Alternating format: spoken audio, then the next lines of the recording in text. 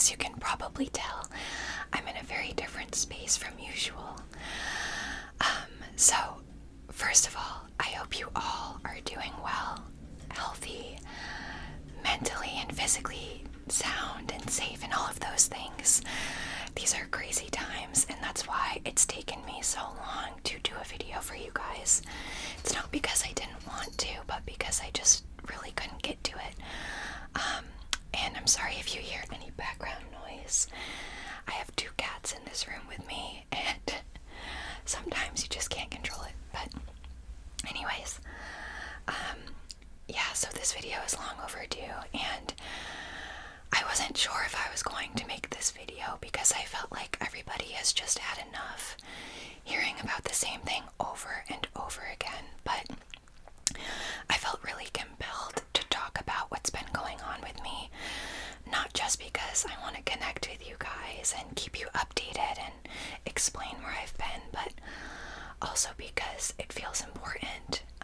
I've been seeing and hearing a lot about people not taking things seriously and going out and acting like everything is business as usual, and that worries me, it frightens me, it frustrates me, and it's heartbreaking. Because, as you guys know, I live in New York City, which is currently the epicenter of the coronavirus in the US and possibly the world at this point. So it's very scary, and these past few weeks have been crazy for me, and I thought it might be good to share everything that's been going on, because maybe if you're not from New York or you're from a place where things don't feel as urgent or important, I want you to know that it could happen to anybody, and we don't know what's going to happen in the next few weeks. So this video is simply an update and, some anecdotes here and there. It's not me wanting to spread fear or anything like that. I know there's enough of that going around already, so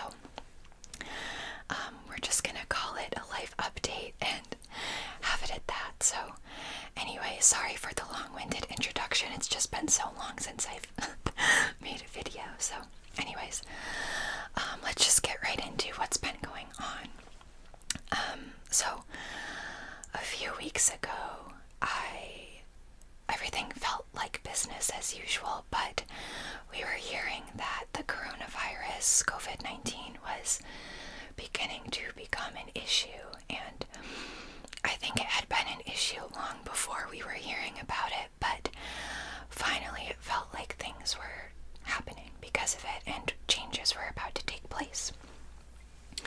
So I know at this point, most people are working from home unless you are an essential worker, deemed an essential worker. And this has been the case in New York for quite some time. My roommate was one of the first that I know of to start working from home, and that started on March 1st. So that's almost been a month that he's been working from home. But for me, I'm about to start my 3rd week working from home.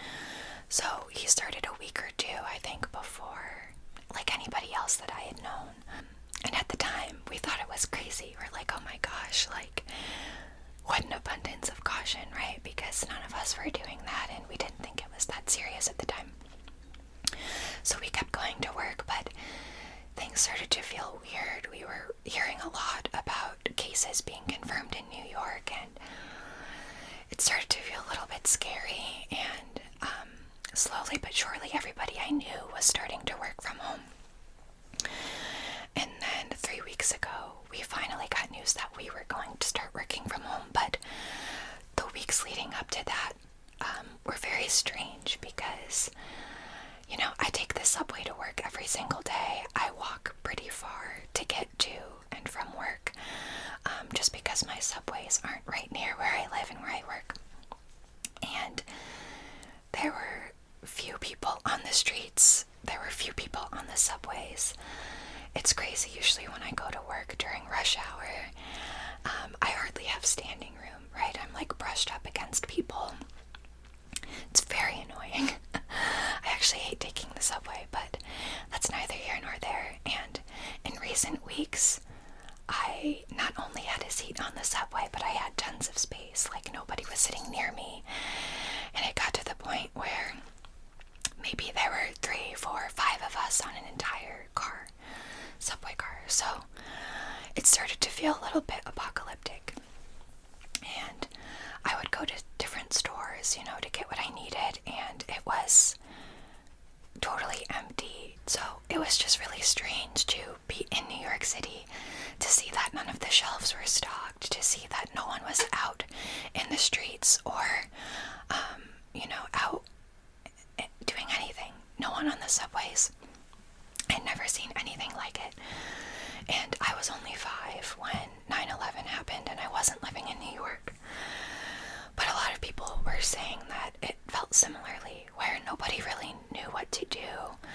They didn't have information, and things were odd and surreal and apocalyptic and what have you. So that was a few weeks ago. That was probably 3 or so weeks ago. And that was before we were getting a lot of information about what was going on. So fast forward a little bit, we finally get news that we're going to start working from home. And shortly after, we start receiving all of these guidelines from New York City and from New York State. Obviously, we had been following World Health Organization and CDC news as well in their guidelines, but New York is just a totally different realm at this point. So we're getting all of these guidelines about social distancing, working from home, all of those things, and slowly we're starting to learn about more cases, more confirmed cases. And it's always been the case, at least in my head, that cases are vastly underreported because there's not a lot of testing. Basically, if you're in New York, you can't get your hands on a test unless you're more or less on the brink of death. And that's terrible. These tests are free and open to everybody, but you need to qualify for them. So that means you need to exhibit a lot of pretty serious symptoms. And you need to be showing signs of respiratory issues. So basically, if you're getting a test and you test positive, you're probably going to go straight to hospitalization because you're that degree of sick. And obviously because they want to make sure that you're really sick before you go into a hospital. So you're not overwhelming and inundating the healthcare system, which is happening anyway. So that's a scary thing, and we're starting to learn all of these things as time goes on, and we're keeping a close eye on the news. And I have a friend who is a paramedic and a firefighter, and he doesn't live in New York City, but the coronavirus still is taking hold on people everywhere in the country. So I had been learning a lot from him about what was going on, and it was really scary. It was really scary because people have not been paying attention and not caring and not doing their due diligence. Social distancing is so important. Quarantining is so important, especially if you possess symptoms. Why not just be extra safe? It may feel crazy to do that, but it is literally saving lives. And this virus it's affecting everybody, right? Like it's not the flu. It's not like the flu. It's not just affecting people who are older or really young or who have significant health conditions or issues. Obviously, it's still affecting those people, but it's affecting young people, middle-aged people with no prior health conditions. And that's terrifying, right? It's affecting everybody differently too. We don't know exactly what will happen if we catch it.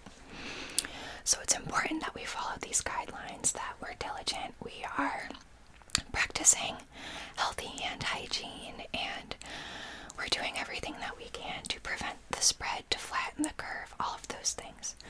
And this hit especially close home to me because there are so many people in my life, even at my age, that have a lot lot of health concerns and conditions. For me, I have a heart disease and I was born with it, so that puts me at an elevated risk if I do catch COVID-19, especially if it leads to respiratory issues. I have a best friend who has cancer, and she's only 25, I'm only 25, and her body is working so hard to stay healthy, to fight off the cancer that is growing in her body every day. She doesn't have the energy to fight off something like this. My roommate has a severe case of asthma.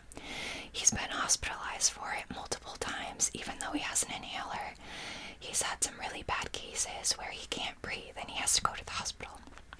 If he gets coronavirus, especially the respiratory symptoms of it, he is going to be in trouble. Obviously, too, I'm like a lot of people where we have older relatives, grandparents, family members with health conditions. It's very scary to think about what happens if they catch this. And again, I'm not trying to instill fear. I'm just trying to instill a sense of we need to be careful and cautious and smart, and we need to do what all of these health organizations are telling us to do. And I know we think in a lot of times, in a lot of cases and places, that the spread is not going to happen in our area, but living in New York City, I've seen it go from a few cases to a few hundred, from 1,000 to 2,000 to 5,000 to 10,000 to 20,000 to 30,000 cases in a matter of days, and we have not even hit the apex yet.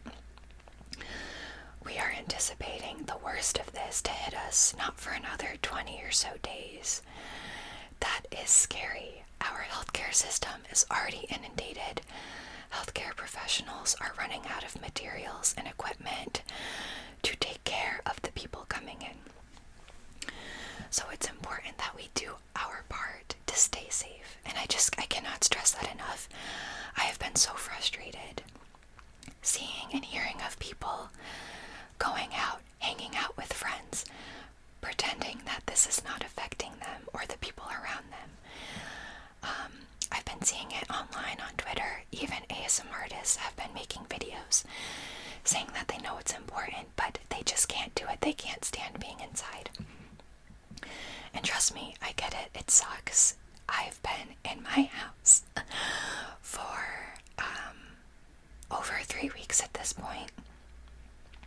It sucks, plain and simple, but we're saving lives by doing this.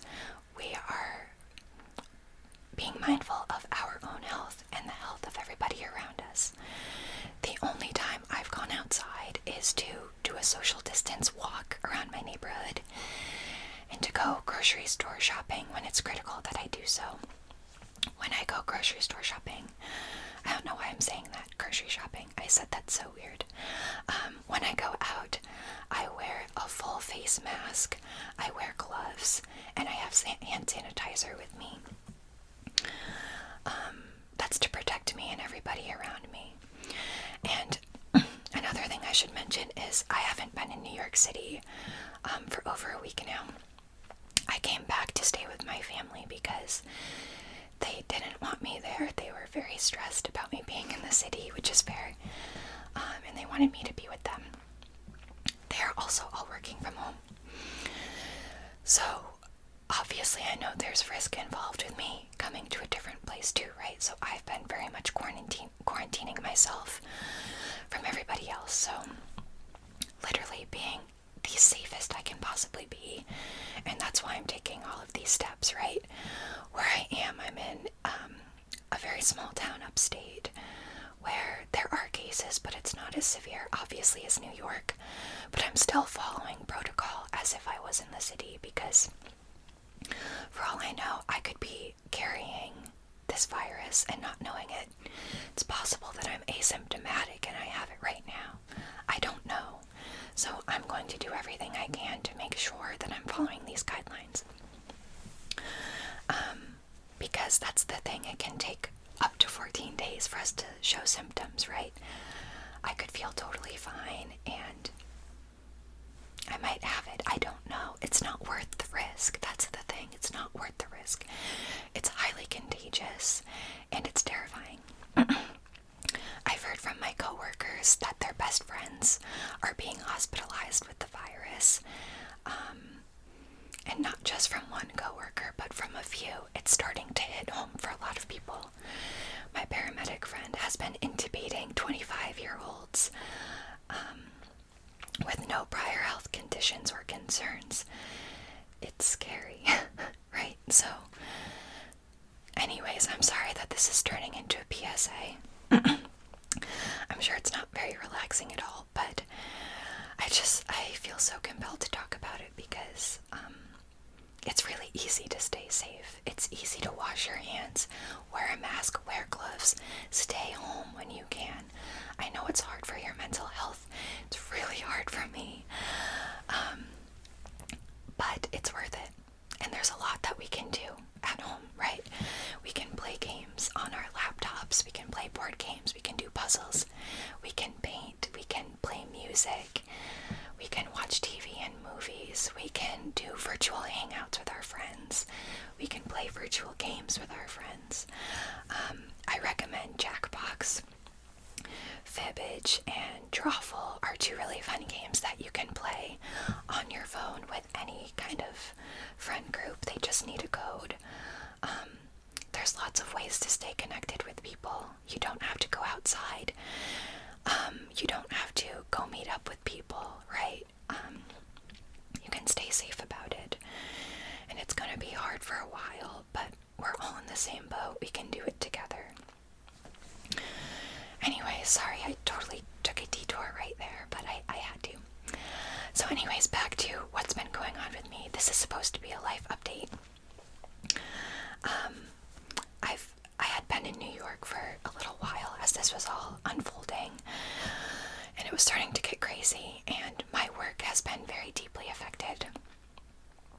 We are a small nonprofit organization, so already we operate on a small budget. And every year we have our biggest fundraising event, which is our spring gala. Our spring gala, of course, has been canceled because everything is getting canceled, which is unfortunate because that accounts for 20% of our overall operating budget. I don't know what that means for us. It's probably not good. We're going to try to raise that money in other ways, but who's to say? I mean, it's hard for everybody right now. Businesses are closing. I'm lucky to even still have a job. I hope I continue to have a job. But we can't predict anything, right? So we've just been all working from home and trying to raise funds in unique ways, trying to put out communication efforts about everything. I do education and communications work at my job. All of our education programs have been canceled for the remainder of the year. Schools most likely won't be opening back up for the rest of the school year, and even if they do, they're not going to be coming to field trips with us. So we're trying to find ways to make remote learning possible. We're trying to make programming that's accessible in a digital format, and I've been totally overwhelmed with communications, just staying up to date on everything, driving everything in a digital way. It's been really stressful. I'm working just as much, if not more, at home than I would be in the office, which is crazy. I feel like a lot of people have had some downtime, but that's not really been the case for me. But I am trying to stay busy and enjoy my time at home with my family by playing games and watching TV and all of those things. I never watch TV, and I've already watched so many shows. I watched season 3 of The Sinner. I got up to the latest episode of Briar Patch, which I love. I've never seen it before. I've been totally binging 90 Day Fiancé because there's so many episodes available. I'm going to start watching Tiger King. I'm going to start playing board games, doing puzzles. I just ordered a puzzle table. It should be coming on Tuesday. We'll see. And I've been taking a lot of social distance walks by myself or with my family. We have some trails out back, so it's great because there's not many people, but the weather's not great today, so probably gonna stay indoors, unfortunately. But I'm also gonna start gaming a little bit more. I might do a video about that. I'm probably gonna splurge and spend $35 to download 2 Point Hospital on Steam. If you haven't heard of it, it's just a fun, like, hospital sim type game. It's funny. I don't know. It's sort of the predecessor to Theme Hospital, which is a 90s computer game I used to play all the time when I was younger, which I love. I still love that game, but 2 Point Hospital, the graphics are way better. It's updated. I think it's from the same developer. I don't know, but I'll probably play it and make a video out of it. I don't know. I'm gonna try really hard to make some videos. Now that I have this new routine, I'm gonna be here for a while. I'm working from home until further notice, so hopefully I'll have time to make some videos. It's just hard because I have 3 other family members here and 5 pets. So quietness and quiet time doesn't come often, but I'm gonna work on making a schedule because I've really missed making videos for you guys, and I'm so sorry that I've been slow in responding to things. I have received a lot of requests about custom videos, which I have done in the past and I want to do again soon, but with everything going on, I have not been able to commit to them, so I'm sorry. But I hope to start doing ASMR requests and videos again soon. That's the plan, and I'll let you guys know as soon as I'm in a place where I can do them. I've just been really struggling to keep up with videos in general, and with all of this transitioning happening and getting adjusted to this, I don't want to leave you guys hanging. I don't want to promise something I can't provide. So for now, custom videos are on pause, but I will get back to them as soon as I can. I promise you that. So yeah, I think that's pretty much what's been going on for me. It's just been a crazy time. I'm worried about everybody everywhere, but very scared for my friends and colleagues and family members and everybody in New York City. It's been terrifying hearing about these hospitals that are struggling. The first coronavirus death was at my local hospital in Queens, very close to home. I'm just very scared for everybody, for all of these businesses that are shutting down. It's really unfortunate, but I'm also hopeful because as much as I am upset by the people who are not following the guidelines out there, I know that most people are, and most people are doing such an incredible job finding ways to stay positive and sharing light and kindness and compassion with everybody else. And I'm so grateful for New York's leadership. Governor Cuomo and Mayor de Blasio have been doing a great job in my eyes. I know a lot of people have complaints, but listen, this is so unprecedented and nothing's ever perfect, but I think they're doing an incredible job with what they have. I'm grateful for the transparency, for the information, the constant press conferences and live tweets, and it helps me feel better to be informed and to know what's going on. And I know these cases continue to increase, but I know that everybody is doing the best that they can, and my thoughts go out to everybody, all of you guys, whether you've been afflicted by this or not. I hope that you're all safe.